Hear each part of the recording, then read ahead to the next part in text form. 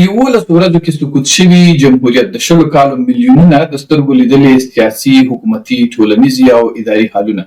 او پیښې له ځانه سره خاورې ته یوړې چې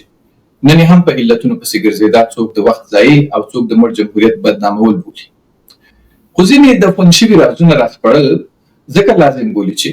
فکر کوي هره شپه سبا لري او بل ورته به افغانانو ته یوه ښه تجربه شي. ډېر سیاستوال او جمهوریت کې دخیل اشخاص په ځینو حالونو ویلو باندې لا هم خوله نه خلاصوي. خو الهام عمر هوتکي چې په ځوانه کې د حامد کرزي له وخته جمهوریت ته د نوي کابل د پروژې د مسؤل په توګه ورننوته، د سقوط تر ورځې د پایتخت زون د مشرۍ، تدارکاتو ملي ادارې د مشرۍ او ادارې امور تر سرپرستۍ پورې له ولسمشر اشرف غني سره نږدې ترینو کسانو ډله کې کار وکړ. نن مو د انصاف تله په لاس ورکړې ده. زموږ بیا هم غاړه خلاصوي او د دې هم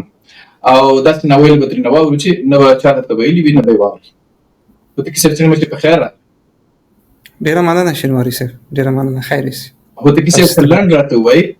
حامد کرزي او اشرف غني سره څو کاله، تر کومه حده، په کومه حلقه کې او د کوم فن له مخې نږدې پاتې شوی، د دولتي رازونو سره څومره نږدې وی، او بله دا ده چې دې دواړو ولسمشرانو سره خو هېچا هم ډېر اوږد کار یا نه کولی شو یا یې کړی نه دی. او ډیره مننه. زما سلامونه ستاسو ته وړاندې او ستاسو درنو لیدونکو ته او لیدونکو ته. زه الهام عمر هوتکي، زه 2009 کې په د کابل نوي ښار پروژې ته داخل شوم او هلته د یو آزاد رقابت له طریقه او د هغې نه وروسته کله چې ډاکټر صاحب اشرف غني راغی د انتخاباتو نه وروسته دغه اداره لا نور هم غټه شوله او د ټول زونې پایتخت چې تقریبا 15 ولایت په لاس لاندې ول یا تر اثر لاندې ول،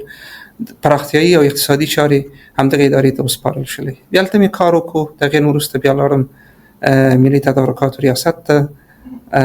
او د هغې نه وروسته بیا د ادارې امور سرپرست پاتې شوم څو وخته د دوهم ځل انتخاباتو نه وروسته. د هغې نه بیا بیرته لاړم تدارکات ملي ته. بیا تقریبا د سقوط نه 15 میاشتې مخکې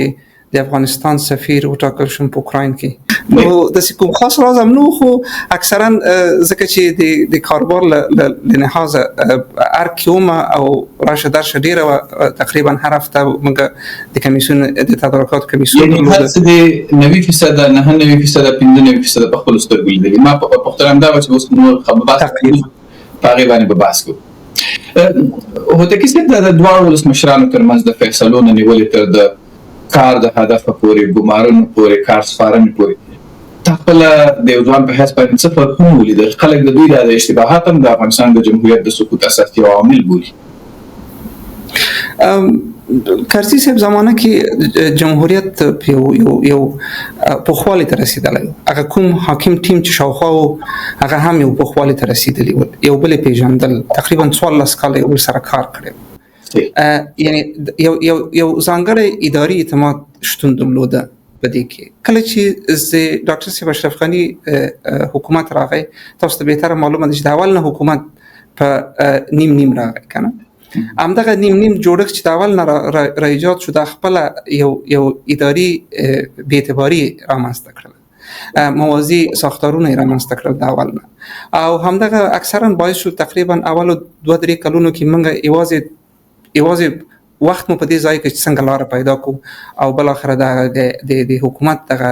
انجن بیرته په حرکت راولو. یعنې دا هغه اساسي ستونزې وې کله چې اول چې موږ حکومت ته راغلو. څو کاله وخت ونیو چې تاسو فکر کوئ چې انجن مو چالان کړ؟ موږ ته خو داسې پته لګېږي چې اخره پورې دا انجن تاسو ته یې چالان نه کړی شو او همداسې درنه پاتې نه. برعکس داسې و چې موږ ته هم داسې کوم اوس ټوکه به کوم داسې کوم خاص ځانګړی تیز رفتاره موټره موږ ته پاتې نه و د تیر حکومت نه. بس یو شی را پاتې و چې تاسو ته بهتره معلومه ده خزانه کې چې تقریبا تشه وه په ساختارونو کې، مثلا په نورو برخونو کې، مثلا یعنی دغه د فساد هغه کچه چې موږ ته راپاتې وه. او بیا چې موږ راغلو بیا زموږ منځ کې چې دغه دوه تقریبا نیم حکومت و، تر څو چې په دغه هغه باندې هغه ځان روږدي کړو چې څنګه دا سیستمونه پر مخ بوځو. تاسو ته بهتره معلومه ده کله چې دواړه ټیمونه راغلل، هر یو سره داسې یو فکر و چې دواړه پیروزه دي که نه، دواړه ګټونکي دي. هر یو ځان ته مثلا موازي ساختارونه جوړو. مثلا موږ کابینه درلودله، ډاکټر صاحب الله غوښته چې دایم ځان ته یو موازي ساختار ولري. مثلا بیا هغه غوښتل چې د ټول وزیران ځان ته وغواړي په قصر سپیدار کې، مثلا د هغې نوم یې ورته ایښی چې مثلا شورای وزیران. مثلا شورای اقتصادي موجوده وه کنه، عمومي د مملکت په کچه چې پخوا جلسات یې کول، لیکن مثلا بیا کمیټه د اقتصادي هم جوړه شوله ځکه چې هغه هم غوښتل چې باید همداسې یو ساختار موجود وي او په اقتصادي مسایلو باندې باید تصمیم گیری وشي. همدغه تاسو ته بهتره معلومه ده، مثلا یوازینۍ غونډه چې به دوی یو ځای کېدل مثلا هغه تدارکاتو غونډه وه، د کمیسیون تدارکات چې ډاکټر صاحب الله هم پکې شتون درلود او رئیس جمهور خو مشري کوله، او شورای امنیت غونډه وه یا مثلا عمومي د کابینې غونډه وه. نو دغسې تاسو ته بهتره معلومه ده د اول نه چې کله چې حکومت شروع شو دغه تقسیمات د اول نه د دې باعث شو چې د هغه کوم ریفورم چې زموږ پلان کې و چې هغه ریفورمونه به تطبیقېږي د هغې هغه پروسه یې لږ بطي کړله. یو غټه کمزوري نه وه تاسو سره؟ مثلا د عبدالله ټیم ډېر قوي قوي وزیران وړاندې کړل، ډېر ژر وړاندې کړل، ستاسې تر اخره پورې کسان نه پیدا کېدل د ډاکټر غني د ټیم. د ټوله کابینه کې د ډاکټر عبدالله د داود سبا په څېر چې د کانونو وزارت ته معرفي کړو، ستاسو په ډله کې هغه کس تر اخره پورې پیدا نه شو. یو ډېره لویه ستونزه ستاسو ټیم نه لرله مخکې د دې نه چې حکومت ته ورسېږي، بیا چې حکومت کې داخل شي. موږ خو د ټیم چې کوم راغی د ډاکټر صاحب اشرف غني په مشرۍ باندې څوک چې موږ سره په انتخاباتو کې ول، هغه ضرور نه و چې بیرته موږ سره په حکومتدارۍ کې راشي. موږ حکومتدارۍ موږ غوښتل چې مثلا په هغه مسلک کې په هغه رشته کې چې مدیران اوسي هغه مدیران استخدام کړو او نوي کسان اوسي، یعنی پخواني کسان ساده تاسو ته چې داسې کسان نه اوسي چې پخواني هغه سیاسي په داړماریانو کې آموخته شوي اوسي او روږدي شوي اوسي. هغه زاړه د مرام په تاسې رانه وصل، نوي مرام وصل، دا تورم دی. دقیقا خو زه وایم چې همدغه نوي چې موږ راوستل او له بعده مرغه تر څو چې په کار بلدېدل وخت به یې نیوه او همدغه و چې تاسو ته بهتره معلومه ده چې ډېر موفق و. پوه نه شوم؟ هغه بیا تر زړو غټ استاد ته نه جوړ شوی څو کاله وروسته. دقیقا همداسې و. نه پوهېږم تاسې په دې کې څه وایاست، خو تاسې خپله هم کریډټ کارت کې حکومتي کریډټ کارت کې منفي نمرې شته دی. مثلا دا د نوي کابل پروژه چې تاسې یادونه وکړه دا د وایي چې عملي نه کړی شوه. بیا د تدارکاتو ملي ادارې ته چې لاړئ هلته چې مشر شوی نو د ټول هېواد اور فساد کابینې ته راټول شو، ډېر په غټه کچه باندې فساد شو، د ډیوې لاندې تیاره شوه. د پایتخت ځینې ادارې نه بیا کابل ښاروالۍ یا د همغو ولایتونو ښاروالۍ زیات کار کړی دی. ما یوازې ستاسې د زون د ادارې یوازې یو مجله پېژندله. بیا ادارې امور ته چې لاړئ تور دی درباندې چې تاسې چې سرپرست شوئ د اداره هم در سره سمه سیاسي او د لانجو کور وګرځېدی. زه فکر کوم چې اوس ځان زه نه غواړم چې اوس مثلا شخصي هغه ورکړم دلته چې څوک وایي کنه. زه وایم چې کوم ساختار کې چې موږ او ساختار چې کوم کار کړی دی هغه د هغه بیان باید وشي. کوم ریفورمونه چې موږ کول او کوم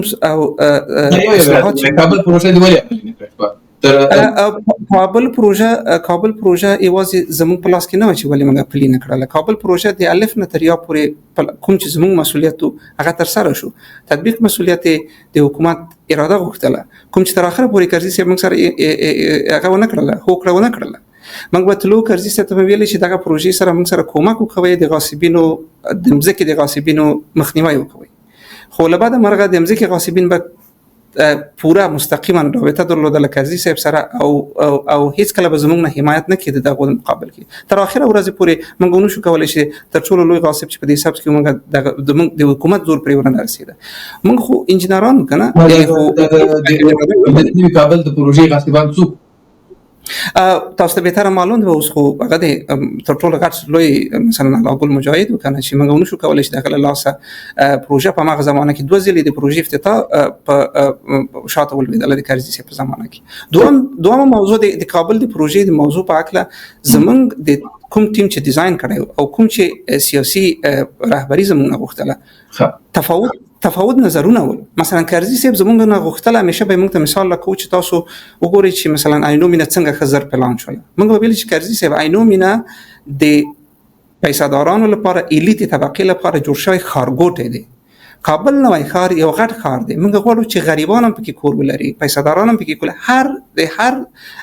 د هر طبقې نه هر قشر نه خلک پکې صاحب د کور او سرپناه شي. موږ نشو کولی چې یوازې یو ښارګوټی جوړ کړو چې یوازې پیسې دارانو لپاره وي او زر تر زره په پښو یې ودرو او د دوبۍ ډیزاین پکې وسي او کیسه تر ختم ورسېږي. دلته چې حکومت چې بدل شو، ډاکټر صاحب اشرف غني چې راغی، هغه زمانہ کې هغه کومه غټه پیسې چې د کرزي صاحب په زمانہ کې د ډونرانو لخوا نه هغه ودرېدله پر موږ. لیکن بیا هم د کابل جدید تر ټولو اساسي چې اقتصادي زون باریکاپ افتتاح شو تر 83 میلیون ډالر پورې، خو زه خپل له کابل کریډا زون پایتخت کوم چې په سرمایه گذاري وشوله د خصوصي سکتور. تاسو اوس کولای شئ چې هغه صنعتي پارک وګورئ، تر ټولو غټ صنعتي پارک دی په زون پایتخت کې. تدارکات چې موږ راغلو، یو تاسو ته بهتره معلومه ده، هر کله چې تاسو ریفورم کوئ، ریفورم باید اول مرکزی کوي. موږ شپږ 50 دولتي ادارې درلودلې، تاسو نشئ کولای چې په هر شپږ 50 دولتي ادارو کې لاړ شئ او هر چیرې ریفورم راوړئ. یو سیستم باید اول متمرکز جوړ کړئ، دغه چې کله مو چې ریفورم راوست هغه سیستم اصلاح شو، بیرته بیا سیستم تاسو کولای شئ چې غیر متمرکز کړئ او بیرته هغه وزارتخانو کې هغه کپاسټي رامنځته کړئ چې هغه بیرته هضم کړي او هغه پر کار شروع کړي. تاسو متوجه چې په تدارکات کې موږ چې تدارکات کې راغلو د کرزي صاحب د زمانه تاسو ته بهتره معلومه ده، تاسو ته خو د قراردادونه معلومه وي او هر قرارداد کې د فساد هجوم به تاسو ته معلوم وي. 800 میلیون ډالر به غایب ول، د پوچ قراردادونه خو به تاسو ته معلوم وي، د اردو د دریشي قراردادونه خو به تاسو ته معلوم وي کنه. د کمیسیون څو وکړل ځکه او چې راغلو تاسو د متمرکز کولو د وجنه، حتی د بیغوري د وجنه سلام شبکه، افغان ټیلیکام شبکه د سقوط سره مخ شوی و. کریډټ کارډونه هغوی ستاسو د ایران نشو چاپ کولی. دقیقاً چې موږ تدارکات اداره 2-3 کال راهیسې بودیجه نه موندله. دقیقاً موږ چې راغلو چې موږ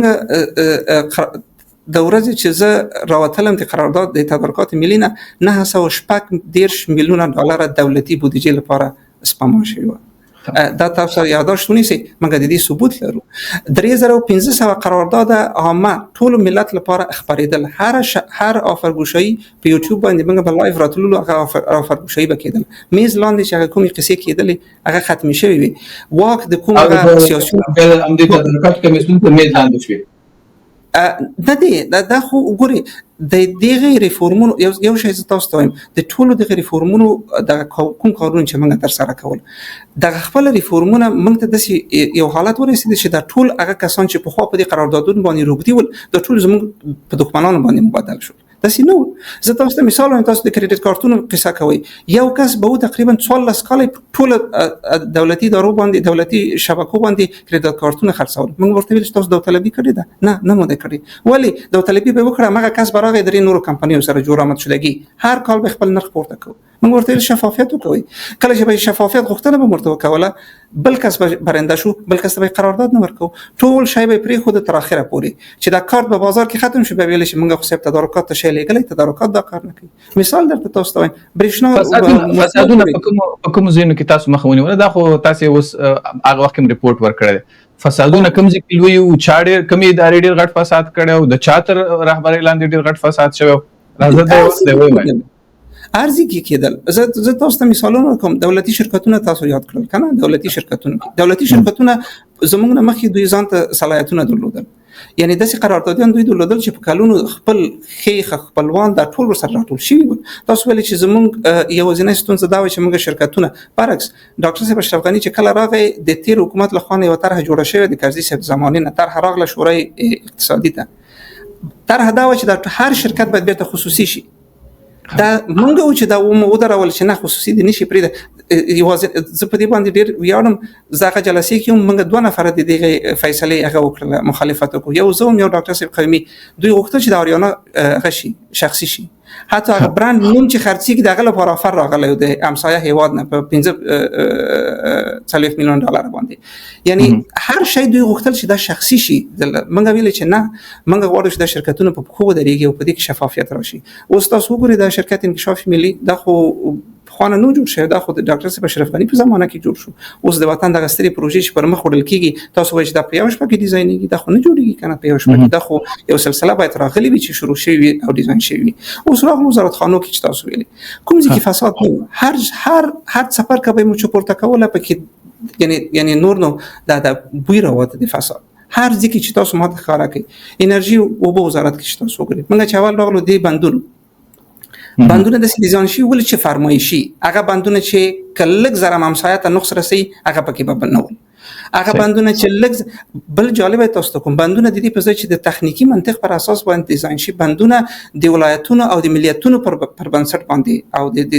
قومونو پر بنسټ باندې ډیزاین شوی. یو بند فلانکی ټبر ته جوړو، یو بل بند باید فلانکی تم جوړ شي. یعنی تاسو وګورئ تر کومې اندازې پورې دغه کیسه ته روانه داخله او دفاع تاسو ته نه وایم دا چې په زرهاو خیالي عسكر ولکنه ماش به اخیشته، معلوم نه و چې دا ماش چیرې زی، اردو عسكر به ماش اخیشته معلومه نه و چې چیرې زی، یا شاوې به تاسو ته وایم. یعنی تر اندازې پورې کېده چې د خره غوښه به عسکرو ته ویشله. تاسو وایئ چې تدارکات کس ونیول، څنګه دا خبره چې کېدل چا کول، یعنی دا د غوښې قراردادیان نه دي، د غوښې قراردادیان چې د اردو د غوښې قرارداد به درلوده. یعنی د دې په ځای چې د پسته غوښه یا د غوی غوښه اردو عسکرو ته ورسي، په قندوز کې موږ قراردادي ګیر کړ چې د خره غوښه خرڅوله په ملي اردو باندې، په پولیسو باندې. کس مو گزارش مو ورک، موږ تدارکات یستو، گزارش مو ورک چې دا کس ته موږ ته راپور راغلی دی چې پولیسو ته په قندوز کې د خره غوښه ورکړي. نو یعنی تاسو ته وایم چې کوم ځای کې فساد نه، فساد خو دا ټول زه اوس تاسو ته د خیالي مکتبونو وایم. تاسو په یو مکتب قیمت څومره، یو مکتب قیمت $15,000 باندې په شپږ صنفي د تیګو مکتب جوړېده. دا ستاندرد نرخ بازار کې موږ $15,000 باندې، تاسو فکر کوئ چې دومره پیسې لګیږي؟ موږ چې راغلو هغه مکتب په $80,000 باندې جوړېده. 1 کیلومتر سړک قیمت $1,100,000 منګه چې راغلو، دا به کی منل شوی نرخو. منګه راغلو په زون مرکز کې کوم ځای کې چې امنیت تر 2.5 لک $3 پورې 1 کیلومتر سړک نرخ راټیټ شو. ساختمان $850 دولت خرڅو، $850 فی متر مربع خپل دولت د کرزي سیب خرڅو د وزارت شهرسازي. منګه چې راغلو ساختمان $300 تمامېده جمع عاید. یعنی کوم ځای کې فساد نه و چې چیرې به مو ځای پورته ک یو شی براوه تر څو چې هغه به مو اصلاح کوو دغه ډلې او دا داسې نه و. هغه دغه تر شا سیاسي احزاب، اقوام، امغه وکیلان، امغه خلګي چې دغه کسان به حمایت کول، هغه به ټول مخې وپاریدل. یعنی داسې بنو موږ به شادي کس یو قرارداد کې یو قراردادي به بدل شو. تاسو پیږي بسته به زون بدلیده. موږ د نفت او غاز یو قرارداد درلوده، یو قراردادي و چې د نفتو هغه به کوو، باید کوالټي اشورنس به کوو په سرحد کې د نفت چې راځي، سامپلګری به کوله چې دا مطابق د کوالټي دی کنه دی. د 2009 نه تر 15 پورې د قرارداد سره بل داوطلبي بل شي موږ لاړو شو د قرارداد داوطلبي ته ولې نسپاري، دا نفر ولې دومره پیسې اخلي. یعنی تاسو پیږي تر اخر زموږ د حکومت پورې زموږ زور نه رسیدي چې د نیوی قراردادي چې په آزاد بدین کې په آزاد داوطلبي کې قرارداد ګټل دي قرارداد ورسپارو. یعنی دا کس دومره زور ور دی هغه قراردادي تاسو ته وایم دغه کې چې د خره غوښه خرڅوله ورکول، هغه مو راونی مو کابل ته مو پولیس ته مو زنګ و جرایم سنگین کس راونی مو 3 میاشتې وروسته کس خپل بیرته د زندان وتلی و. زما په ما هر پنځشنبه د شفافیت جلسه درلوده، زه بخپل کې نستلم، زما ټول ټیم به کې نسته او ټول ارڅوک چې براتل آزاد بول چې راشي زموږ سوالو کې قراردادیان به براتل، ادارات به براتل، میډیا به براتل او نور د اورګانونو چې زموږ څارنه کوله هغه به براتل، کمیسیون دسترسی په اطلاعات هغه به براتل، ټول براتل. کس په دغه جلسه کې بیرته راغی او زما مخې ته کېناست. یعنی داسې نه و چې فساد داسې و چې منګه ایجاد کړی، فساد را پاتې شوی او کلک پوخ فساد را پاتې شوی. د اردو مثلا د پوچو قرارداد تاسو ته معلومه دی کنه، وزارت دفاع کې $800 میلیون ورکو بیخي. د ریشیانو قرارداد تاسو ته معلومه دی. په وطن کې شنه سیمه ده هغه کې زیر تکی قرارداد کړي، ځکه چې قراردادي هغه تکای درلوده کوم چې د دوی دلخواسته قراردادي ریفورم راغی. دا به منو چې ریفورم راغی او زه دا منم چې فساد تر اخره پورې مشتون درلوده. لیکن صحیح. زموږ واک یو زور کې همدغومره کېده، یعنی داسې دغه دا کیسه په لوی چې کچه باندې فساد چا کو؟ مثلا داسې خبرې وي چې تدارکات ته چې هر څه راټول شول، بیا به نو د ولسمشر نږدې حلقې دغه خپلوانو، دغه کورنۍ غړو، دغه سره راغلیو،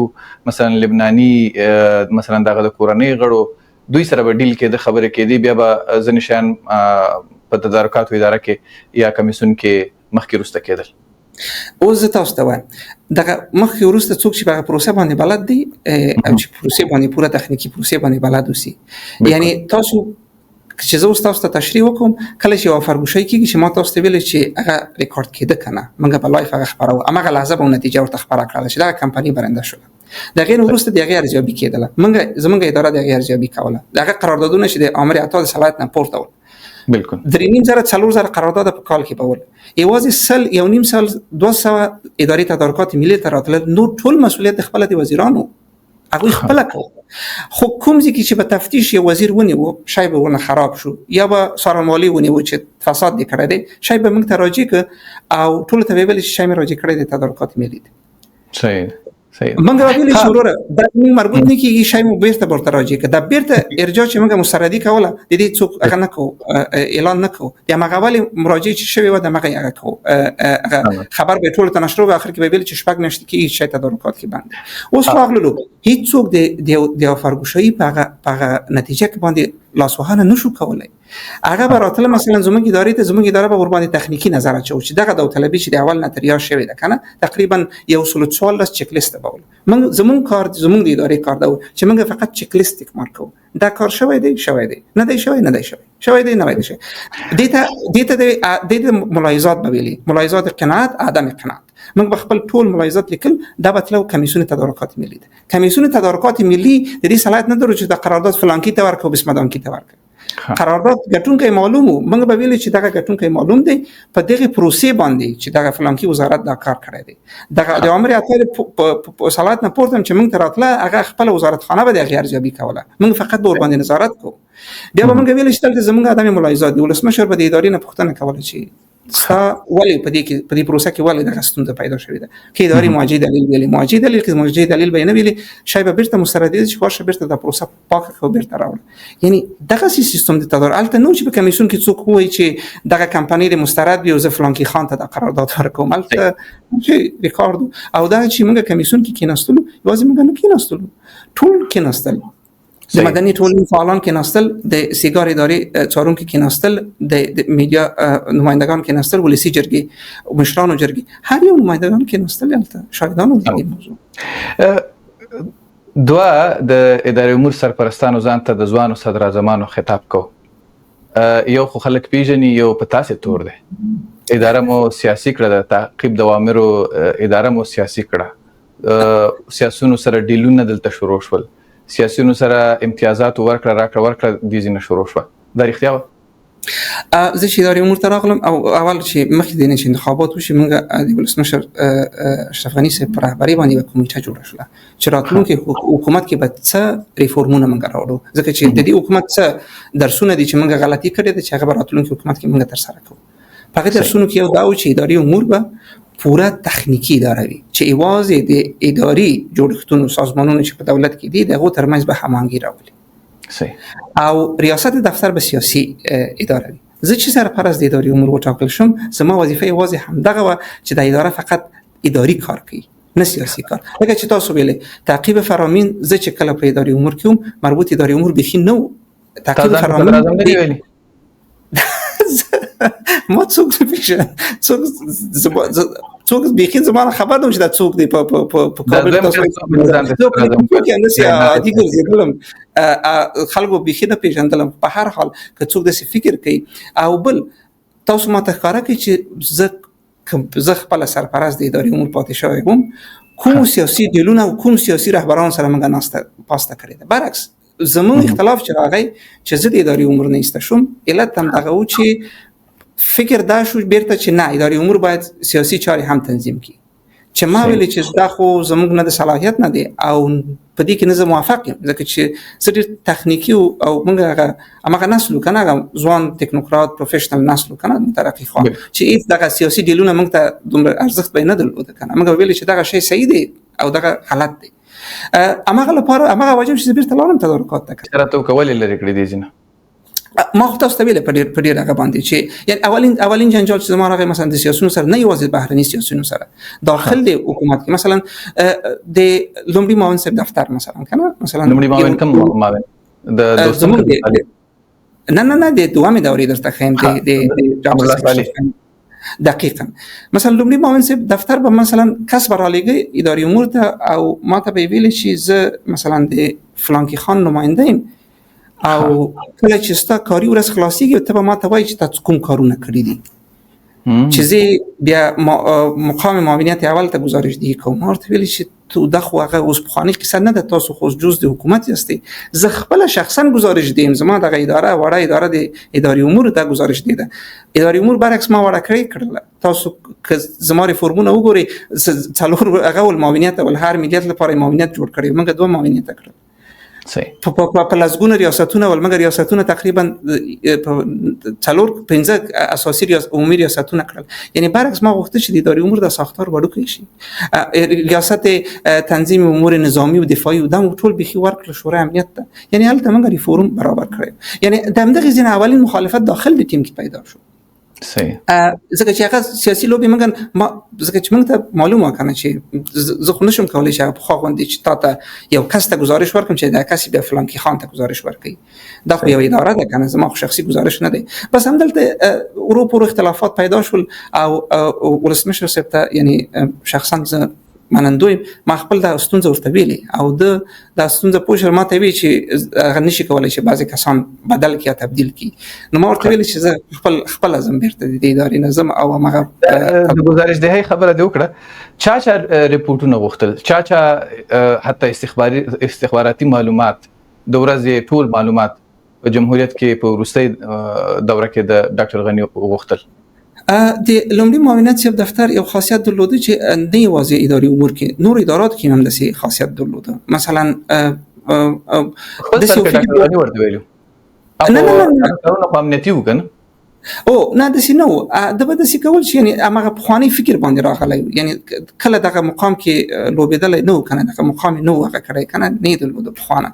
یعنی مثلا د بخواني یو امنیتي فکر نه چې ترازی بیا نو ته په هر شي باندې د هغه د مشکوک سترګه ګوري کنه هر شي ته خیال کوي چې دا شک دی کنه عادي نفرم چې درته یو مکتوب راوړي چې مثلا دا امضا کوي چې د فلان دومره کسانو ماشونه پاتې دي تورته هغه کېږي چې دا ولا د کسان څوک دي د دې بیک ګراوند راوړه بس دوسیه راوړه کنه بس په سبب بخي امنیتي شو لکنه په مثلا په دولتي اداره کې یعنی دا خاصیت موجود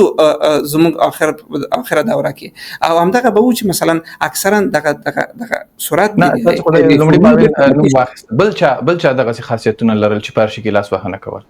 یعنی دا زما خپل شخصي تجربه تاسو ته وایم کنه چې دا زما شخصي تجربه چې ما سره چې د اداري امور نه لاړم کله چې بیرته تدارکات ملي ته لاړم تدارکات ملي کې د بیرته معاون صاحب اول صاحب ویل چې منګه غواړو چې ارزیابي وکړو د ټولو ادارات د معاون صاحب اول د دفتر بیا حیاتان مطلب هر اداره ارزیابي وکول بس هغه ټول اداره په دې باندې اخته و چې د ارزیابي څه خلاصي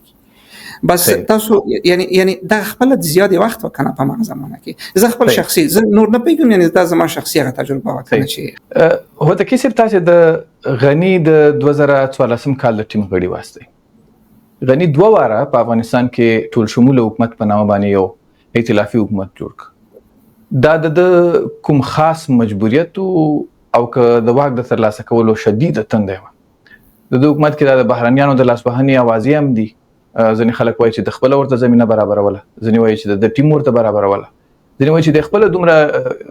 ساختار د حکومت نه کمزوري شوی چې بهرانيان مجبور چې مداخله وکړي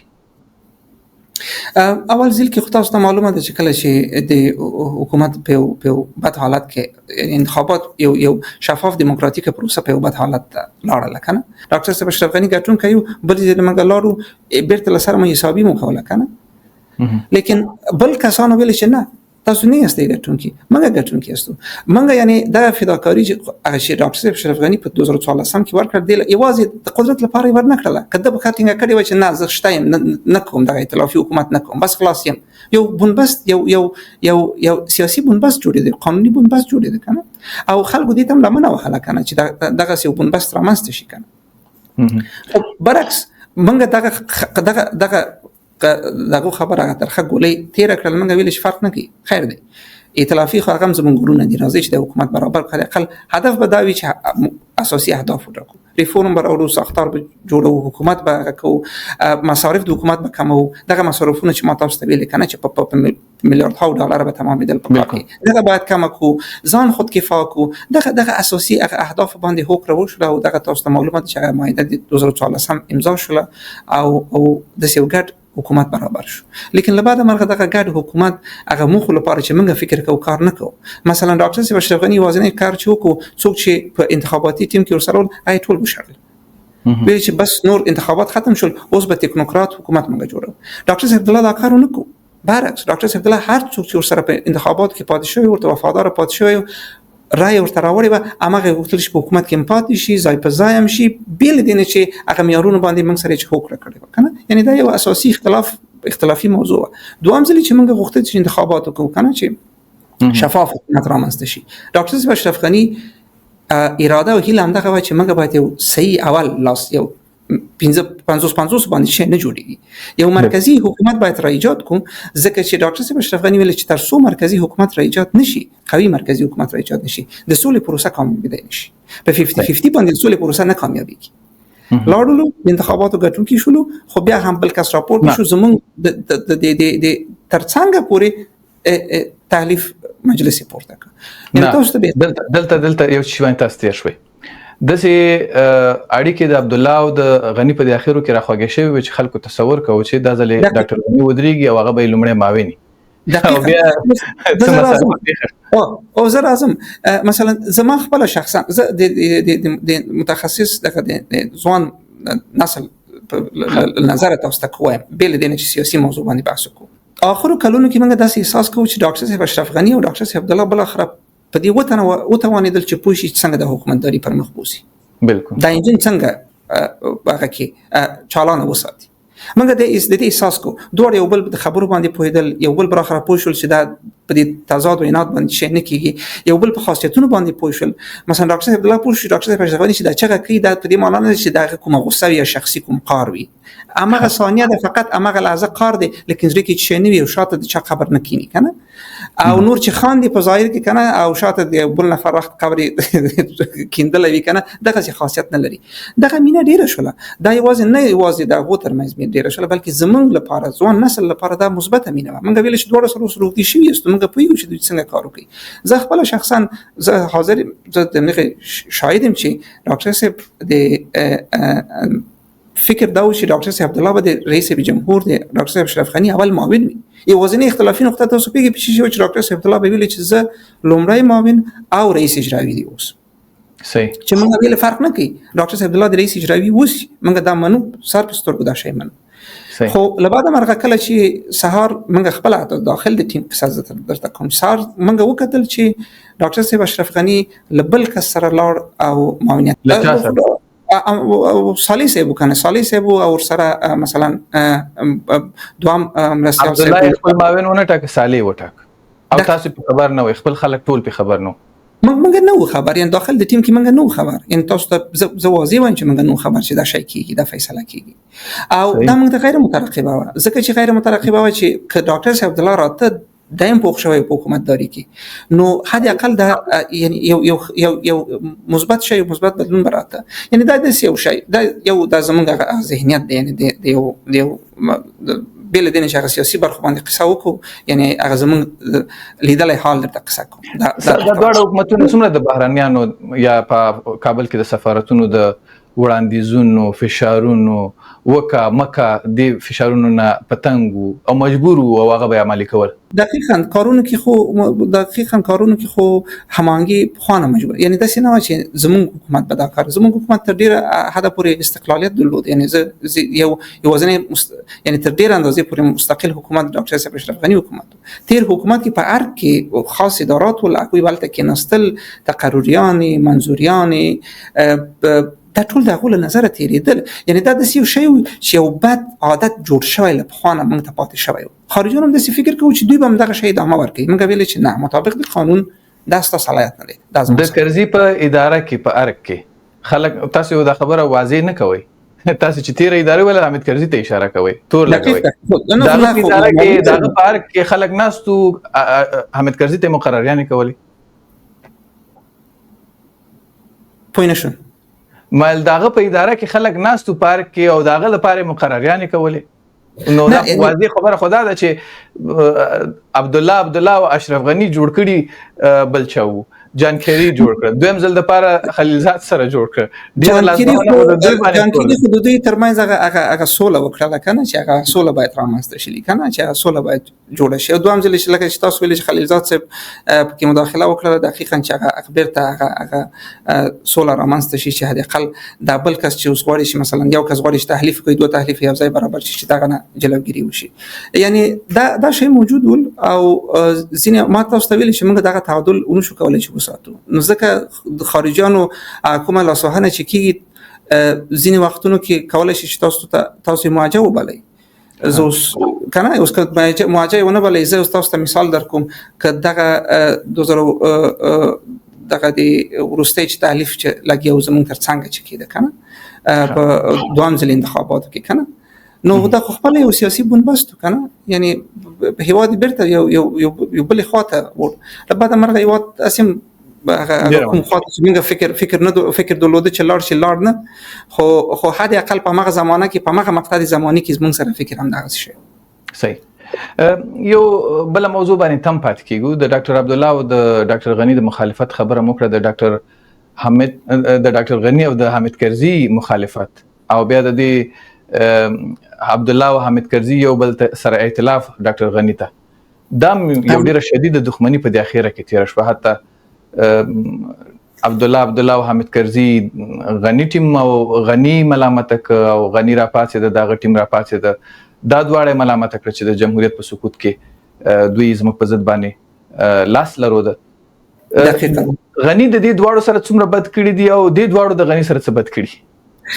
د سیدی چې کله چې ما تاسو ته پیشترم ویل کنه کله چې زموږ حکومت 2014 کې راغی زموږ توقع دا و چې کرزي صاحب د نوي حکومت ملاتړي یعنی حمایت به د نوي حکومت کوي او کوم شان باندې چې موږ نه پوهیږو موږ ته بلارښوونه کوي او دا لکه تاسو لارښوونه کوي لکه چې ملي زین دا لارښوونه کوي. زموږ فکرم او لیدلورم د سیو کرزي صاحب ته چې کرزي صاحب داسې کوي او موږ چې کوم ریفورم تطبیقو په حکومت کې هر ریفورم یو سیاسي جناب خبر کوله. ځکه چې یو ریفورم چې تاسو ساده مثال تاسو ته وایم ګمرکات تقسیمات کنه کله چې موږ به ریاستونه د ګمرک رقابت آزاد تزي نیم ملت به زموږ خپاو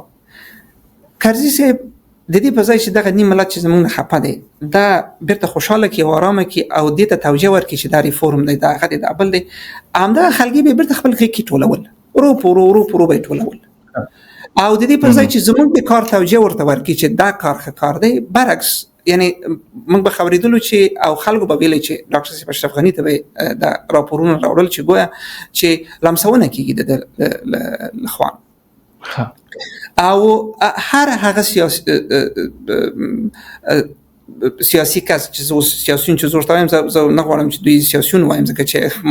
د کسان لیدل چې هغه د سیاست په نامه بيخي باندې هغه دي کنه یعنی سړی بيخي سیاسيون ورته ویلای نشي خو په هر حال همدغه چې ځان سیاسيون بولی هر دغه کس چې زموږ د حکومت ترانزیده په نحو دي نه هغه به یو بل ځای پیدا کړی یو بل الټرناتیو هلته به دوی ټولیدل او دغه تحریکات دغه لمسونونه مډیریدل یعنی دا یو شی دی کېدای شي چې کرزي صاحب د زموږ د جمهوریت د دورې د پرزیدو اصلي عامل نه وسی لیکن د پرزیدو لپاره چې دغه و پرزيږي دغه پروسه څنګه تسریع شي کېدای شي کرزي صاحب د کې اساسي رول لوبولی وي. اخره کې کله چې د انتخابات هغه شول ډاکټر صاحب عبدالله رئیس شورای عالی د صلح شول کنه دلته د دوی روابط لا نور هم نشته شول تر دا اندازې پورې نشته شول چې بل اخره توافق په دې راورسېده چې بس یوازې ډاکټر غنی او د ټیم د نوسی نور موږ په خپل منځ کې جوړی او جالب او همداسې مول موږ ته واضح ویل چې تاسو نوسی طالب سره سوله کیږي او موږ موافقه ته رسیږو او زموږ اخري جلا حمید کرزي او عبدالله ډاکټر صاحب عبدالله او حمید کرزي صاحب د دوړه په اخري جلسه کې چې په ارک کې دایره شول د شورا عالی د سولې عالی شورا ټول رهبران سیاسيون چې ځان ته سیاسيون وی ټول د سیاسي رهبران د احزاب ټول ناستل چې د احزاب تاسو ته به تر معلومه دي چې هیڅ کس نه ټول په یو پیج غنی ته دا ټول سیاسيون په یو طرف شوی اخر ورځ کې دوی ټول ویل چې د طالبانو د دوه د ټیم غوښتنه ده چې واز د غنی او ټیم نوسی نور وطن کې ګلزار دي. ډاکټر صاحب اشرف غنی بیا شروع وکړ چې دوی ته تشریح ورکړي چې تاسو غولول کیږئ ک دغه نظام چپشي تاسو په دې نظام کې ځای ونه لرئ هیڅ کله به په دې نظام کې تاسو ځای پیدا نه کړئ دا وطن بلار شي د یو قهقرات چې تاسو بیرته راټولولای نشئ تاسو فکر کوئ چې 50-50 چې حکومت بیرته جوړیږي چې نیم به دوی وي ټول به د کرزي سره په رهبرۍ باندې او نور دا ټول ډاکټر صاحب عبدالله او دا ټول سیاسيون به دی خواته به طالبان وي تاسو فکر کوئ چې دا نظام به شپږ میاشتې دوام وکړي د 2000 کالونو نه بدتر به افغانستان تاسو وګورئ یعنی موږ ډیر کوشش وکړو ډاکټر صاحب اشرف غنی ډیر کوشش وکړو چې دا تشریح ورکړي چې په مرکزی نظام کې د دوی شتون او بقا ده لیکن دوی موږ سره ونه منله او تاسو اوس ګورئ چې هر یو ترغیب دی او په ملک ګرځي او هغه خپل موټرو پروتوکولونو پسې چې پر موږ باندې ناشکریانه کول هر یو موږ ته خطونه را لګل چې زما عسكر دي کم کړی دي زما موټر دي کم کړی دي اوس نه یوازې هغه شایان نشته دي بلکې یوازې وطن ته څوک نه پرې زه راځم په هغه باندې خبرې کوم تاسو ویل اشاره خو ما او ته په ډاکټر عبدالله او حمید کرزي او د غنی په جنجال دا د غنی جنجال هم د یو کس سره نه راغلی کنه د نه د باور وړ اخره پورې کم کس ورته پاتې شوی دی اتمر خلیلزاد نبیل د امریکا سفیر جان باس جنرال دوستم محقق عمر داودزی حکمتیار د ټول سره دښمنۍ تیر شوی او د دښمنۍ کسړه وای چې د وطن د پاره ونو دغه ټول باندې د یواري خصامه پیرزوی نه کړی د ډیلونه ور سره کړی امتیازات په ورولې دي دا دښمنۍ د په څه خاطر راغلی وي د خلکو خدا خو باید دغه خلکونه چې تاسو نمونه واخیستل د دوی نه باید پوښتنه وشي چې دوی ولې ډاکټر صاحب اشرف غنی سره دښمنیان لري زمونږ د خانه چې کومه څه شاهد یم ډاکټر غنی د دښمنۍ نه شکایت کړي د کومې اندازې چې زه شاهد یم کنه یعنی ډاکټر صاحب اشرف غنی یعنی زمونږ چا سره شخصي دښمنی نه او د بخوانم شخصي دښمنی نه موږ ویل چې تاسو یو اصل موږ سره ومني په اصل روان اوسئ تاسو باور وکوي دغه شورای عالی شورا به جلسه وکړه په دې ارک کې اصل به ومنل شو چې راتلونکي اونۍ ته حیات زی دوه کې به دغه مواد تذکر کیږي طالبانو سره به مباحثه پرې کیږي دغه حیات به د ځینې وته بیرته بل ځکه ناسته وشول د کرزي سره په ځکه یا به د ډاکټر صاحب عبدالله په ځکه صحیح دغه خلګي به ناستول ډاکټر صاحب اشرف غنی ته مخامخ دوی به نوې له ډاکټر صاحب اشرف غنی ته چې زموږ غوښتنه ده الته به لاړل پسپسک قصې نوې قصې به را پیدا شولې نوې قصې به را پیدا بیرته به دا شی بیرته مسترده دا وخت به طولانی کېده وخت به نیو موږ ویل چې و خدای که تاسو غواړئ چې دغه قصه وشي دغه خرازي هر کته راځي مخامخ ولې دا قصه نه کوي دا خبره کو دغه یو کس چې معلومه وخت دوی سره جنجالونه په څه خاطر وو مثلا اکبر باندې اول نو کړه د ځمکې راويشته خلیلزاد خپل ډاکټر غنی تایید کړو چې د سولې لپاره استازي وسی به ورن شکایتونه کول نبیل خپل د امنیت رئیس ټاکل بیرته بیا د سکه چې وښړ جان بس د نږدې ملګری بیرته چې د دومره ځان ته مخالف چې هغه بس سارو مخام عبد الله سره ناستو جنرال دوستم د ټاکل خپل مابین به بیرته ور سره د دښمنی شروع کړ چې خلک هران شو د شي ما هغه سره دښمنی وکړه بل ورځ چې خپل مشاور وټاکه عمر داودزی سره دښمنی وکړه بیرته راوځه ځانګړی استاد پاکستان لپاره وټاکه حکمتیار سره رسول وکړه بیرته د ځان دومره مخالف ک چې تر د اخیره ورځ پورې هغه ول چې د اشرف غنی د نه تور تیار دی په افغانستان راشي خو دې دی او زه تاسو ته وایم چې یعنی زه د ترکمن اندازې چې زه خبر یم کنه یعنی زه کېدای شي د تفصیلات نه بنئ خبر چې د دې شخصي څه په خاطر قصې تیرې شي دي کوم هغه شان چې مونږ لیدل او مونږ محسوسول یعنی خبره همیشه به د اصول وکنه مونږ ویل چې دا خبره دي چې مونږ سره کړې ده بس په دغه پر مخزو د حکمتیار صاحب تاسو ویل حکمتیار صاحب سول راغله مایده امضا شوله دغه کار هغه به کې دغه کار به حکومت کوي هر ورځ یو نوې قصه به غوښتله نن غواړم چې 2000 دومره زره نمرې ماته زما د شهیدانو ته باید ورکړل شي نن غواړم چې فلانکی ټاپه کې د زما ځای کور ته زما ځای ورکړل شي نن غواړم چې 200 عسكر راته اضافه شي په د قطر ریاست دانه سبا ته غواړم چې دومره موټر راته اضافه شي بل سبا ته غواړم چې دومره مځکه راته راکړل شي یعنی تاسو وګورئ موږ ویل چې واه خدای اوس موږ سره دی خو مایده دغه سیوا موږ دغه مایده دقه په دقه او ورځ په ورځ تطبیقیږي ته مطابق دغه موږ روان یاستو لیکن دغه چې ورځ په ورځ د خواهشات بدلیږي تاسو د حکومت دی کنه موږ خو د څه زموږ شخصي شرکت نه دی کنه خو حکومت دی کنه هر د دوی غوښتنه په حکومت باندې به مالی بوج راوست محقق صاحب رئیس جمهور سره به خپه پدیو چې ریاست دا کې ریفورم راغی ریاست دا رجال برجسته امنیت رجال برجسته کې هر یو به 200-300 عسكر به ځان سره ګرځول باډیګارد ریفورم راغی چې وروره د عسكر نور دولت نشي تمویلولای په دغه رقم چې تاسو کوي د عسكر کمیږي 10 نفر کېږي یا 10 نفر کېږي یا 15 نفر کېږي یا لاس هر څومره چې کېږي کنه بس ټول به دوی په دې خفاول چې ولی د دوی عسكر کم شوی دي دوی به هر ورځ تمام ورځ یو چیرې به مزکه او یو ځای به یا یو سړک به بند کړی یو ځکه به غصب کړی یو چیرې به روان کله چې یو دولتي پروژه به ازي تر رسیدله یو ویل چې فلانکای رهبر صاحب دی موږ به چې ویل چې رهبر صاحب ته اوس ځکه د غصب کړی و دومره کال دی خو له خیر سي د ځای اوس پرې د دولتي پروژه په کې راځي کنه بس سړی به بروسو او ورخطا او قارب زمونږ نه بخپاو یعنی زګ سره خپګانونه چې ما ولیدل کنه د زمونږ په حکومت کې په دوره کې اکثرا د هغه ریفورمونو او د اصولو پر بنسټ چې موږ غوښتل چې هغه تطبیق شي او موږ د فکر کوو چې یعنی ډېر ساده تاسو ریفورمونه ځنې پیرزوینه مم کړي مثلا حکمتیار ته تاسو د کال څومره روپۍ ورکول څومره افغانۍ ورکول زمانه دی پیاده هغه تاسو ملیون افغانۍ نه خو زه خبرم 400 میلیونه د ډاکټر د احمد کرزي د دفتر مصارف تاسو ورکړي دي د کرزي څخه مصارف مطابق د قانون د افغانۍ د عملیاتو د لپاره تاسو جنرال دوستم ته ورکړي دي کنه دقیق ورکړي مو دي او دقیق دا خو خوشاله دغه ملي پاسونونه چې ورسته را پیدا شول کنه دا خو مثلا ولسمشر ته د یو فکر بیور نږدې کسانو د رئیس جمهور چې کومه ملي پاتون خلکو نږدې کسان چې ما من سبب اول مثلا دغه سی فکر درلوده چې کومه قومي مردمي تمویل کو او خپل خلکو ته لک پیسې ور باندې وبې شو دوی خپل زور باندې دریږي او طالب مقابل کې دفاع کوي نه پریدي چې افغانستان سقوط کوي ها به او لبعد مرغه د داسې شول چې امغه قومندانانو هم د حکومت نه پیسې واخښتلې او هم د هغه خونې پیسې واخښتلې کېدل چې طالبان نه پیسې خبره واړه وسی مشرعه دکړه ډاکټر غنی ته د لومړي ماوینو ویل چې پیسې راکا چې لاړ شو خلکو ته قیام مردمي د لپاره ووي شو څومره روپۍ وېستلې چا باندې او زه نه يم خبر چې څومره روپۍ زه تاسو ته واضح وایم ځکه چې دا روپۍ اکثرا د اپراتیفي بودیجې نه استل کېدلې او ورکول کېدلې اپراتیفي بودیجه موږ ته نه معلومه موږ خو به انکشافي بودیجې باندې سر کار درلوده یعنی مختلف اوازې به موجودي وي کنه یعنی زه نه پیژنم ثبوتونه کوي تاسو خپل ته وایي ارک کوي تاسو خپل وایي خو زما خو کاری صلاحیت معلوم وي چې زه خو مثلا اپراتیفي بودیجه خبر وای کنه تاسو خپل وایي چې نه خبر صحیح ده خود تاسو هیڅ څومره پیسې استل شوی دي د اپراتیفي بودیجې نه دا خو بيخي د زما ساحه د اقتصادي چې زما ساحه د کاری کې دغه مربوط نه کیږي کنه لیکن دا شی چې زه وایم کنه چې زما چې زه پرې خبرم چې مثلا دا مفکوره موجوده و چې موږ قیام مردمي ته باید تمویل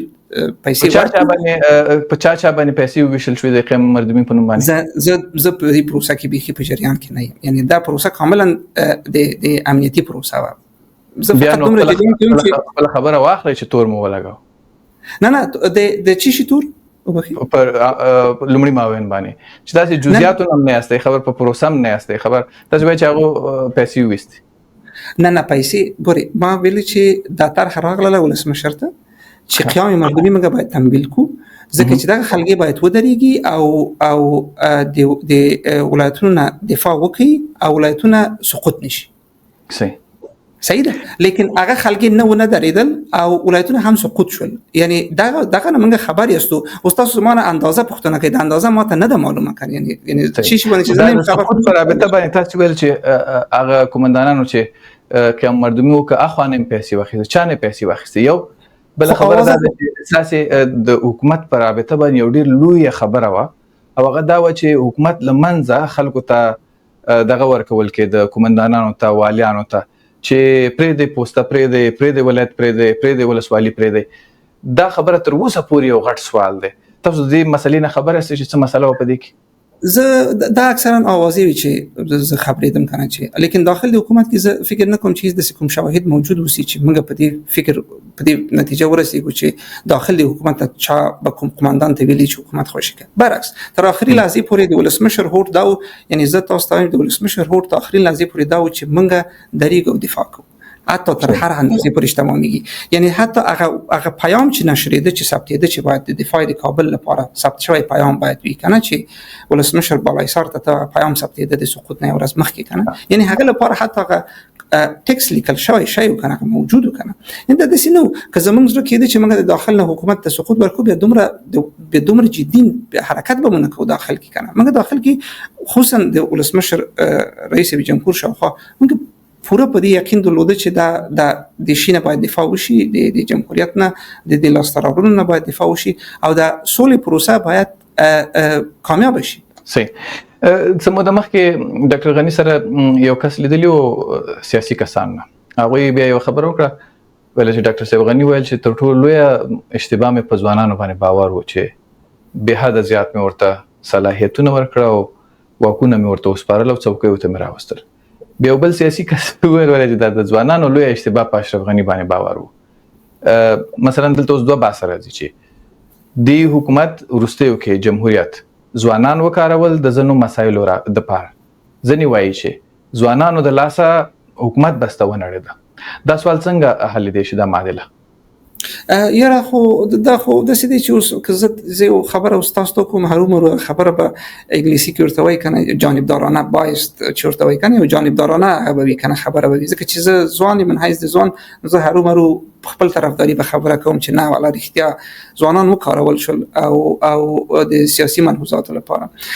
لیکن تر دا اندازې پورې چې زه فکر کوم چې مثلا که ویل شي وسی چې ځوانان راغلل په حکومتداري کې زه د ډاکټر صاحب اشرف غنی په هغه پالیسي باندې چې ځوانان باید توانمند کی به موافقم د افغانستان تقریبا 15% نفوس ځوان دی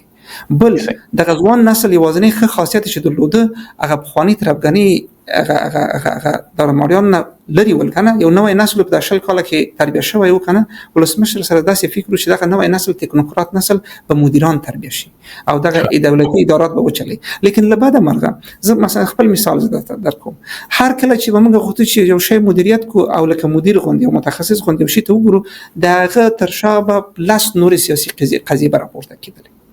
صحیح مثال بیشتر ما تاسو د تدارکات کې د فساد پر ضد مبارزه کې ویل پر پلاس هاو جنجالونه به پورته کېدل سیاسي حتی سمتي ژبنیز جنجالونه به پورته کېدل پسته یو ولایت به پورته کېدل مظاهره به کوله تاسو ته د برق پروژه معلومه ده کنه برق چې تیرې ده کنه پسته جنبش روشنايي پورته شو چې د خانه مت یې په بل شي په بلزي تیر کې کنه یعنی یو شی چې فیزیبিলিټی استادي شي او وایي چې دا شی په دې خانه امکان پذیر نه دی تخنیکی دی خانه تیرو نه زما په ولایت باندې ولې دا پاینه تیرې کنه زه درته مثال وایم یعنی تکنوکراتان ځوانان چې کار کوي هر د هغوی هغه سیاسي هغه ریفورمیست یا هغه اصلاحي کار یو غیر سیاسي جنجال به جوړو همدغه و چې فشار ولسمشر باندې وړي ده یعنی دا شی و دا ما خپل لیدلای حال او دا بل خو چې تاسو وایست دا هم دقیق قصه ده کنه چې مثلا کله چې ځوانان استفاده شي کنه د سیاسي ملحوظات لپاره کنه مثلا ځوان به ورغه یو قصه به وکړه کنه یا مثلا یو کار بو مثلا دولت پالیسی به کنه مثلا دولت به ویل چې کار کو هغه کار مثلا یو ځوان به دغه مدیریت به کو هغه کار به چو شو هغه خراب شو خو بس ویل چې بس د ځوان کړه د خیر د ځوان د تجربه نه لري دا به است کو بل کس براول کنه که خبر شو د حکومت په نامه به وکنه یعنی دا دا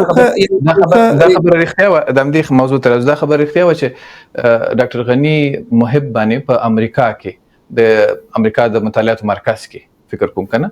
الته دا خبره وکړه چې د زلمی خلیلزاد خلاف ور باندې خبره وکړي او بیرته یو ډول وای کارو بیرته چې د سزا محب وکتله مهم خو دغه سزا او چې ان شاء الله خو زه فکر کوم چې ډاکټر صاحب اشرف غنی هغه خبره غوښتله چې ډاکټر صاحب خلیلزاد ته وکي دوی خو ډیر پخوانی ملګری ولکنه او کابل کې پلاس هاوس یو بل سره لیدل کتلی ولکنه او دوی خپل مینس کې چې خبرې کولې ډیر په ترخیم کوله کنه زه فکر کوم د ځوانانو یو نابلدی دا چې کومه شخصي فکر دا خبره ډاکټر غنی د پاره دغه کړي محب کړي او غنی ور باندې کړي نه یعنی نه زما فکر بل شي دی یعنی زه وایم چې د خو هغه خپل کړي وي دا قصه لیکن دا قصه د سینما چې هغه خپل دغه د ذهن هغه ترشو به هم وکنه لیکن هغه کوم سټیج او پلیټفورم باندې خبره وشي دا ډیر مهمه ده کنه ځوان باید د تجربه ولري چې کوم پلیټفورم کې او کوم سټیج کې باید یو خبره وکړي او تاسو چې کاریر ته باشو برعکس ډاکټر صاحب اشرف غنی خپل هغه تر اخره پورې په هغه باندې ودرېد در حال کې چې کېدای شي هغه ایسته کړی وي بل شری لیکلی کنه لیکن تر اخره پورې ودرېد او دا خپل یو حساسیت بیرته ایجاد کړ چې تر اخرو کې د ډاکټر صاحب محب او د ډاکټر صاحب خلیلزاد ترمنځ مینه بیرته ډیره شوې یو بل سره ولیدل د قصه بیرته دي شوې او هیڅ پرې کوم څه نه د مینه ډیره یو بل موضوع د لاندې راته طالبان درګرد لګیا دي پانګوال راغواړي خو ویل کېږي چې د جمهوریت د لاسه چې قلنګونه تنه اخیستل کېدل په حکومت کې په دغه وروستیو کارونو کې خاص کسان و چې هغه پانګوالونه قلنګونه اخیستل عزیزي صاحب شکایت کوي چې ډېر تنګ کړو ما او بانک نږدې دیوالیا کړو راته د طالبان ور سره همکاري وکړه چې افغانستان کې 10 میلیارډ ډالر پانګونه کوي دغه موضوع باندې خبر یاست چې د امرالله صالح او د عزیزي ترمنځ څه لانجه صالح سي خپل لیکلي دي چې کومځلي عزیزي غوښته د خپل دفتر کې او سره نه تاسو ته خبر یاست د دې لیدنې نه یعنی د سينو چې کومه ورځ غوښته د څنګه غوښته د دې لیدنې نه خبر نه لیکن د دې قضیه نه خبرم چې مثلا د عزیزي بانک کوم تفتیش چې مالی تفتیش د بانکونو کې هر کال کې کېدل کنه مثلا عزیزي بانک سره دغه قصه د بانک مرکزی له خانه شروع شوه چې عزیزي بانک هغه افلاس خاطر روان دي ځکه چې په کومه اندازه چې د خلکو سپارښتنې ورته دي کنه یعنی چې خلک ورته په کارنټ اکاونټ کې یعنی اجاري حساب کې پیسې ورسپارلې دي په هغه اندازه باید سیاله دارایی باید په بانک موجوده وي په کوم چې عزیزي نشو کولای چې هغه په اثبات ورسي چې دا شی موجوده دي کنه یعنی حکومت یعنی دا ریډ فلاګ هغه سور هغه حکومت لپاره بانک مرکزی لپاره چې دغه یو شی دغه بانک سره ستونزه لري او دغه بانک دغه ستونزه سره مخامخ دی مامن سوي اول لکه چې خپل لیکل دي کېدای شي عزیز به غوښته وي او عزیز به څه د پرسته غوښتنه ورنه کړی وي او کېدای شي مامن سوي اول به دا غوښتنه ته جوابونه نه ورکړي په زمانه کې لیکن زموږ زمانه کې کله چې بانکرانو هر بانک والا چې غوښتل چې سرمایه گذاري وکړي د قوانینو مطابق اولین قصه چې تاسو یو بانک والا چې سرمایه گذاري کوي تاسو هغه امدغه تفتیش مالی د بانک راغواړي باید بیل دین ځکه چې تاسو باید اول دولت باید ځان سر خلاص کړي چې دا پیسې د شخصي دي که دا د ستا پیسې دي زما پیسې دي مثلا ته بانک لري او ما او ته ټول پیسې پکې اچولې د حساب جاری کی او ته زی حکومت ته وای چې زه دغه پیسې دومره لرم د زما دارایی د شخصي غواړم چې در حال کې ته خو دغه شخصي دارایی نه ده کنه هغه خو د خلکو دارایی ده یعنی دغه تفتیش مالی او دا ډیر دا نو یو زمونږ له خوانه وختل کېده دا موږ خو جز دیغه کنه فتح جوړتوي کنه هغه صندوق هغه نهاد جهانی چې پر معاملاتو باندې څېړنه کوله کنه په بانکي سیستم باندې څېړنه کوله د امریکا کې چې دا کنه دغه غړیتوب افغانستان درلوده هر بانکر چې په افغانستان کې راته وختل به سرمایه گذاری کې دولت سره کوم معامله وکي اولین شی به چې دولت ورنه پوښتنه کوله چې دا راپور په تمنګ ته راځي چې ستا شخصي پیسې دي نه د خلکو پیسې لیکن دا چې اوس ازي سب انویسټمنت کوي په افغانستان کې د دې موږ خیر مقدم کو دا ښه قدم دی لیکن زه فکر کوم چې دا صحیح یا تشریح شوی نه دی یا دا اسی د واقعیت نه لري دی باید صحیح تشریح شي خلکو ته صحیح لکه څنګه مثلا د تخنیکی له لحاظ یو کس چې وایي چې زه 10,000 میگا واټ انرژي دا نو د یو شی دی چې کله انجینری په غلاره باندې څوک روان شوی وي هغه باید سر په دې خلاص کړي چې دغه کس مقصد 10,000 میگا واټ اور دی که 10,000 میگا واټ په سورس کې تولید دی که 10,000 میگا واټ په سورس کې په منبع کې تولید وي دا تقریبا 10 میلیونه کور لپاره برق جوړي 10 میلیونه کورونو لپاره برق جوړیږي دا د دې شي او که 10,000 میگا واټ اور تولید د برقی دا تقریبا 8000 کورونو لپاره برق جوړیږي کنه او دا بیا بیا بیا بیا, بیا تقریبا سرجم یو 1500 میگا واټ په سورس کې سرمایه گذاری غواړي متوقع 8000 9000 کورونو ته برق ورکول کیږي لیکن تر ټولو اساسي موضوع دا ده چې دا باید ویل شي چې بیل دین چې تاسو هغه خدای د 10 میلیونه اراده کوي ځکه هغه چې کور ته برق رسو د افغانستان او اخ سعید ډیر الله د خو ډیر قصه ده څنګه یې رسوي په کوم یو سیم خو باید فکر پیسې دا غدي هغه په پیږي کار په پیږي د شبکه خو باید موجود وي افغانستان کې شبکه موجود نه پیسې دا غدي کیسه دا غدا کولای شي زه ما تاسو ویل شي یعنی فقط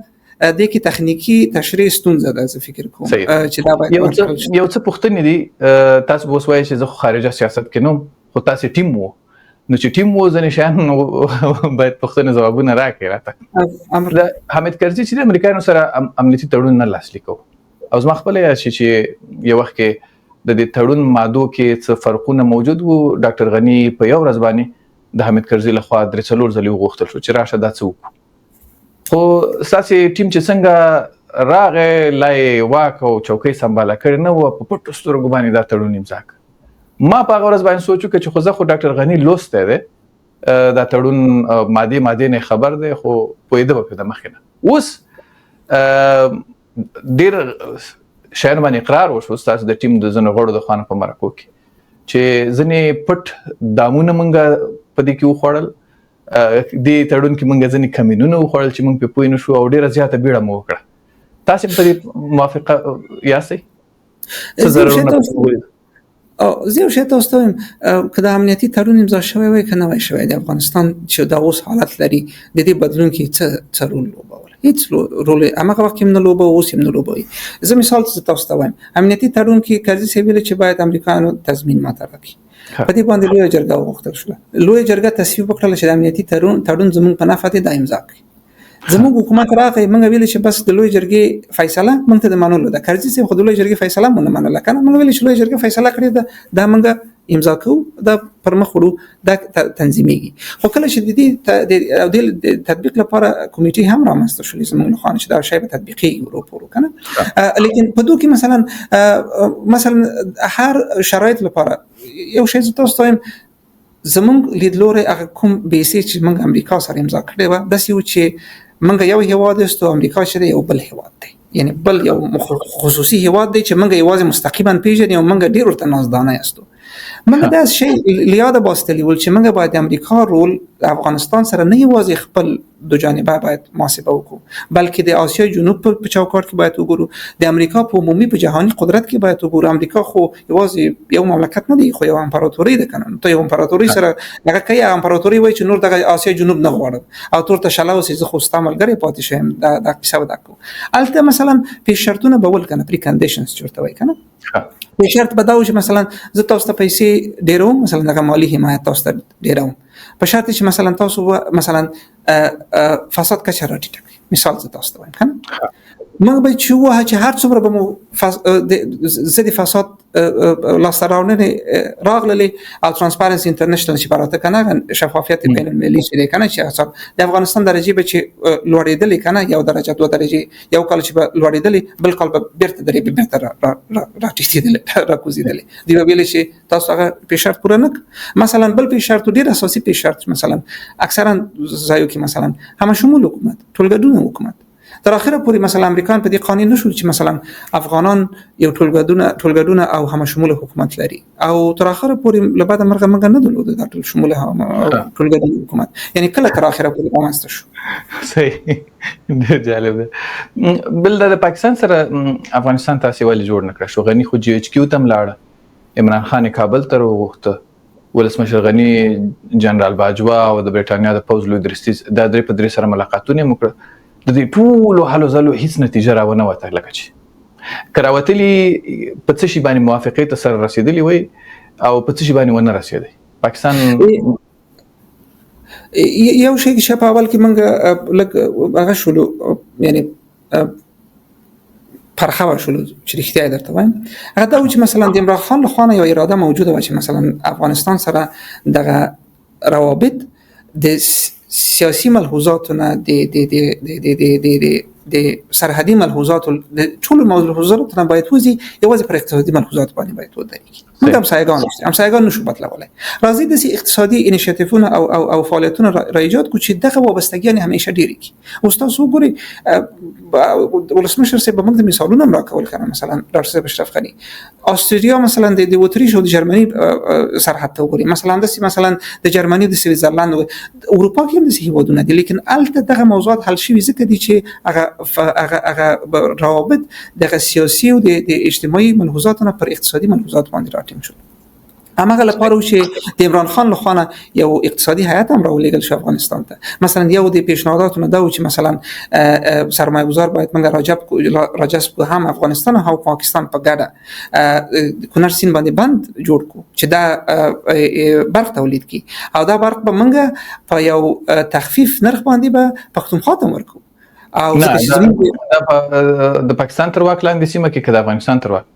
نه دلته خو کونړ سیند باندې چې خو کونړ کې جوړیږي دلته د زموږ افغانستان کې د هغه جوړیږي د خواته د خط د خواته جوړیږي د بند لیکن مستفید شوندگان څوک چې د دې بند د دې برق نه استفاده کیږي نه یوازې به د خواته وي اخواته چې کوم پښتانه دي هغه به هم د دې استفاده کوي همداسې چې مثلا موږ د ازبکستان برق وارد کوو کنه په یو موږ په تخفیف قیمت باندې وارد کوو مثلا موږ کولای شو چې همدغه برق بیرته صادر کوو مثلا پښتونخوا ته پښتونخوا هغه ولري برق ولري مثلا د افغانستان همدغه کنه یعنی د یو اقتصادي وابستګي ایجادول دا یو ښه برنامه چې موږ وختل شي پر مخلار شو لیکن لبعد مرغه عمران خان پاتې نو شو صلاحیتونه الته په واکه نو او موږ پاسته پوښلو چې یعنی ډیر ملکی حکومت سره چې هر څومره پر مخ زی اخر کې به یو بند سره درېږي چې باید اول نظام پوښوي چې جمهوریت په سقوط کې تر ټولو ډیره حاله زله د امریکا سره عمران خان وکړه منګه ګوري په دې باندې به هیڅ موږ سره خلاصې ده یعنی منګه ویل چې دغه انیشیټیو بعد انیشیټیو نه دی دغه فکر بعد فکر نه دی وګورو چې راځه د اراده شته ده کنه شته لبا د مرغه د اراده نه تر اخره پورې د اراده جوړ نشو لکنه او تر اخره منګه ولیدل چې زمونږ ټول مخالفین د دوی له خوا اڅول کېدل کنه او تشویق کېدل او ټول فکر کوي چې وزیر له طرفه یعنی عمران خان له طرفه تاسو ته اقتصادي وړاندیزونه سره راغله لبد له طرفه د تاسو وسمنه چې منافقت هغه موږ الته خو زه فکر کوم چې هغه دومره واک نه درلود عمران خان خپل حکومت کې دومره واک نه درلود اخري سیاسي خبره عمران خان نه کوله کنه عمران خان هم ریفورمونه اکثرا په بنبست سره مواجه شول ځکه چې الته هغه خلګي ول چې تاسو ته به تر معلومات د پاکستان اوسنۍ حالت او هغه باندې بوس بس نه کو زموږ دغه وتل قصه ده لیکن موږ هغه سره په نتیجه ونه رسیدل بل اخر خبره بل چیرې باندې صحیح یو بل موضوع وایي تاسو پاکستان ته د بل چیرې باندې چې د اغازي ته به حد زیات امتیازات ورکړه که خلک در باندې خبر شوی نه پاکستان سره ویل کېدل چې تاسو د استخباراتي معلوماتو شریکولو الته د لاسو هر کال د لاسو فوجیانو د روزنې لپاره استولو کابل کې د پاکستانی طالبانو نه د آیسای لخوا د تحقیقاتو پرابطه تړون د منځي لاسلیک کړو او په ډیورن باندې خدا اوس بيخي پاکستان داوا کوي چې مقتد د ډاکټر غنی حکومت اجازه راکړو چې اغزن تار ولګوي تړون هم سره کړو په لندن کې لکه دا خاصي استاد ته به تر معلومه د پاکستان خو بيخي چې پری د مایدان نه مني ډیورن مایدان نه مني کنه وایي چې بس وخت تیر شوی د مفتي خبرې دي